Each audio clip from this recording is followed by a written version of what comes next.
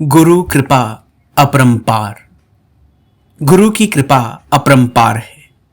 गुरुदेव की करुणा अपार, असीमित और निष्कारण है। जब संसार के सभी स्थानों से, सभी लौकिक संबंधों से सहायता की अपेक्षा से मानव हताश, निराश हो जाता है, जब कहीं से उसे उसके तप्त हृदय को शांति, आशा की किरण दृष्टिगोचर नहीं होती है, जब वह संसार व्याल से दंसित, काल प्रताड़ित, अशांत, दुखित और भयभीत हो जाता है, तब गुरुदेव ही उसे अपनी स्निग्ध सानिध्य में शरण देकर आश्वस्त करते हैं और अपने पावन दिव्य सानिध्य में अमृत मंत्र प्रदान कर शांति और निर्भयता प्रदान करते हैं। जब नरेंद्रनाथ स्वामी विवेकानंद पारिवारिक विभिन्न समस्याओं से जगत में चारों ओर से निराश हो गए, तब उन्होंने अपने गुरु श्री रामकृष्ण देव से ही मां और भाइयों के कष्ट निवारण हेतु प्रार्थना की थी और श्री रामकृष्ण देव के अच्छा जा, उनके मोटे अन्न वस्त्र का अभाव नहीं रहेगा कहने पर ही आश्वस्त हुए थे। जब उन्हें समाधि सुख की तीव्र व्याकुलता हुई तो गुरुदेव ने समाधि की अनुभूति कराकर भी अपने कार्य के पूर्ण होने तक ताला लगा दिया था। गुरुदेव इतने दयालु हैं कि यदि कभी इष्ट, जिनकी आराधना और भक्ति भक्त नित्य करता है, उन इष्ट के क्रोधित होकर अभिशाप देने पर भी वे उसका मंगल ही करते हैं।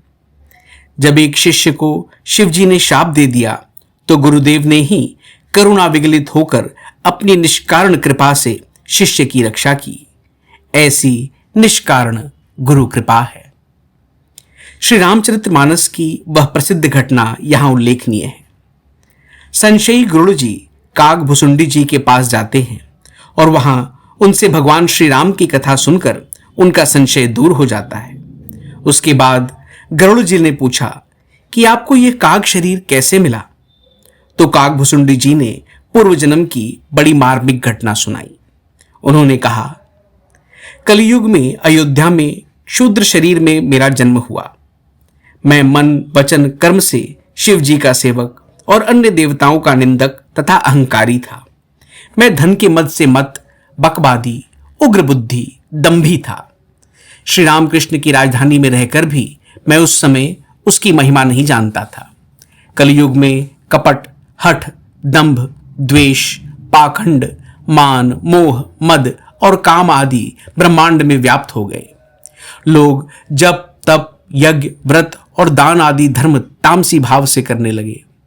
देवता पृथ्वी पर जल नहीं बरसाते और बोया हुआ बीज उगता नहीं था। लोग पीड़ित और दुखित रहने लगे। फिर भी मैं बहुत वर्षों तक अयोध्या में रहा, किंतु एक बार वहां अकाल पड़ा। तब मैं विपत्ति का मारा विदेश चला गया। मैं उज्जैन गया। वहां संपत्ति पाकर भगवान शिव की आराधना करने लगा। वहां एक ब्राह्मण थे जो वैदिक विधि से शिव जी की पूजा करते थे और श्री हरि के निंदक नहीं थे। मैं कपटता से उनकी सेवा करता था। बाहर से विनम्र देखकर उन ब्राह्मण ने मुझे शिव जी का मंत्र प्रदान किया। इससे मेरा अहंकार और बढ़ गया। मुझे अन्य हरि भक्तों और द्विजों से जलन होती और विष्णु भगवान से द्रोह करता था। मेरे इस आचरण से गुरु जी बहुत दुखित होते थे। उन्होंने एक दिन मुझे बुलाकर बहुत प्रकार से समझाया। उन्होंने कहा कि हे पुत्र, शिव जी की सेवा का फल यही है कि श्री राम के चरणों में प्रगाढ़ प्रेम हो। शिव जी और ब्रह्मा जी भी श्री राम जी को ही जानते हैं, श्री राम जी को ही भजते हैं। ब्रह्मा जी और शिव जी जिनके चरणों के प्रेमी हैं, अरे अभागे, उनसे द्रोह करके तू सुख चाहता है। गुरु जी अत्यंत दयालु थे। उन्हें क्रोध नहीं आता था। वे मुझे बार बार उत्तम ज्ञान की शिक्षा देते थे। वे मेरे कल्याण की ही बात करते थे, किंतु मुझे वह अच्छी नहीं लगती थी। एक दिन मैं शिव जी के मंदिर में बैठकर शिव नाम जप रहा था। उसी समय गुरु जी वहां आ गए, किंतु अहंकार के कारण मैं उठकर उनको प्रणाम नहीं किया। दयालु गुरु जी ने मुझे कुछ नहीं कहा। उनके हृदय में लेश मात्र भी क्रोध नहीं हुआ, किंतु गुरु का अपमान बहुत बड़ा पाप है, इसलिए शिव जी इसे सहन नहीं कर सके। सो दयाल नहीं कहियो कुछ, उरना रोष लबलेस, अति अघ गुरु अपमानता, सह नहीं सके महेश। 7/106 मंदिर में आकाशवाणी हुई, अरे अभागे, मूर्ख, अहंकारी, यद्यपि तुम्हारे गुरु को क्रोध नहीं है, वे कृपालु और यथार्थ ज्ञानी हैं, तब भी रे मूर्ख, तुम्हें मैं श्राप दूंगा। मंदिर माज भई नभवानी, रे हत भाग्य अज्ञ अभिमानी, यद्यपि तब गुरु के नहीं क्रोधा, अति कृपाल चित सम्यक बोधा, तदपि साप सठ देहूं तो ही। 7/106/1 शिवजी ने घोर श्राप दे दिया। उन्होंने कहा, बैठी रहे सी अजगर इव पापी, सर्प होई खल मलमति व्यापी, महा बिटप कोटर महु जाई, रहूं अधम माधम अधगति पाई। 7/106/7-8 अरे दुष्ट, तू गुरुदेव के समक्ष अजगर की भांति बैठा रहा। रे दुष्ट, तेरी बुद्धि पाप से आवृत हो गई है, इसलिए तू सर्प हो जा। रे अधमाधम, सर्प योनि की इस अधोगति को पाकर किसी बड़े भारी पेड़ के खोखले में जाकर रहे। शिवजी के इस शाप को सुनकर दयालु गुरुदेव हाहाकार कर उठे। मुझे कांपते हुए देखकर उनके हृदय में बड़ा संताप हुआ। हाहाकार कीन गुरु दारुण सुनि शिव साप, कंपित मोहि बिलो की अतियुर उपजा परिताप, करी दंडवत स प्रेम द्विज, शिव सन्मुख कर जोरी, विनय करत गदगद स्वर, समुझी घोर गति मोरी। 7/108 उसके बाद गुरुदेव शिवजी के सन्मुख सप्रेम दंडवत होकर हाथ जोड़कर गदगद वाणी से नमामि शमिशान निर्वाण रूपम आदि से विनती करने लगे। शिवजी ने गुरुदेव की विनती से प्रसन्न होकर वर मांगने को कहा। गुरुदेव ने कहा, हे दीनदयाल, यदि आप मुझ पर प्रसन्न हैं तो पहला वर अपने चरणों में भक्ति दीजिए और दूसरा अल्प समय में ही इसे शाप से मुक्त कर दीजिए।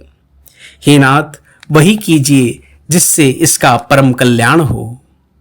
ए ही कर होई परम कल्याण, सोई करहूं अब कृपा निधाना।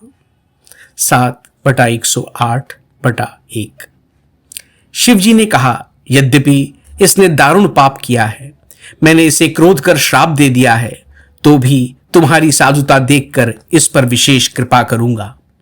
मेरा शाप व्यर्थ नहीं होगा, किंतु इसे जन्म मरण का कष्ट नहीं होगा। किसी भी जन्म में इसका ज्ञान नहीं मिटेगा। विप्रद्रोह ना करना और संतों को भगवान के ही समान जानना आदि। शिव जी के वाणी को सुनकर गुरुदेव हर्षित होकर अपने घर चले गए। यहां हम देखते हैं कि किस प्रकार शिष्य की दुर्गति को देखकर गुरु अत्यंत द्रवित होकर उसके कल्याण के लिए इष्ट से अनुनय करते हैं। 5 वर्षीय बालक ध्रुव के स्वाभिमान की रक्षा। जब 5 वर्ष के बालक ध्रुव को उनकी विमाता सुरुचि ने पिता उत्तानपाद की गोद में बैठने से कठोर शब्दों में मना कर दिया तो ध्रुव को बहुत कष्ट हुआ। उन्होंने अपनी माता सुनीति से रोते हुए सारी बातें बताई। सुनीति ने ध्रुव से कहा, जगत पालक श्री हरि की आराधना से ही ब्रह्मा जी को सर्वश्रेष्ठ पद प्राप्त हुआ था। हे पुत्र, तुम भी भक्तवत्सल भगवान का ही आश्रय लो। ध्रुव ने श्री हरि के आराधनार्थ राजमहल को छोड़कर वन की ओर प्रस्थान किया, लेकिन भगवान की आराधना कैसे की जाती है ध्रुव को ज्ञात नहीं था। तब करुणामय कृपागार गुरु रूप में नारद जी प्रकट होते हैं और स्वाभिमानी दृढ़ प्रतिज्ञ ध्रुव को भगवान के रूप गुण और उपासना विधि का उपदेश देते हैं तथा अंत में भगवान नाम का 12 मंत्र प्रदान करते हैं। ध्रुव ने बड़ी श्रद्धा भक्ति से भगवान की उपासना की। उनकी उपासना से भगवान प्रकट हुए और उन्हें सर्वश्रेष्ठ अविचल पद प्रदान किया। गुरु कृपा से ध्रुव विमाता के व्यंग्यवाण की व्यथा से मुक्त हुए और अचल पद एवं हरि भक्ति का वर पाकर आनंदित हुए। कितने शिष्यों के जीवन में सद्गुरुओं ने भौतिक और आध्यात्मिक दोनों संकटों से उबार कर उनके चित्त में शांति प्रदान की है। स्वामी विवेकानंद कहते थे, भगवान की कृपा अथवा उनके योग्यतम संतान महापुरुषों की कृपा प्राप्त कर लो। ये ही दो भगवत प्राप्ति के प्रधान उपाय हैं। ओम शांति शांति शांति। हरि ओम तत्सत। श्री राम कृष्णार्पणमस्तु।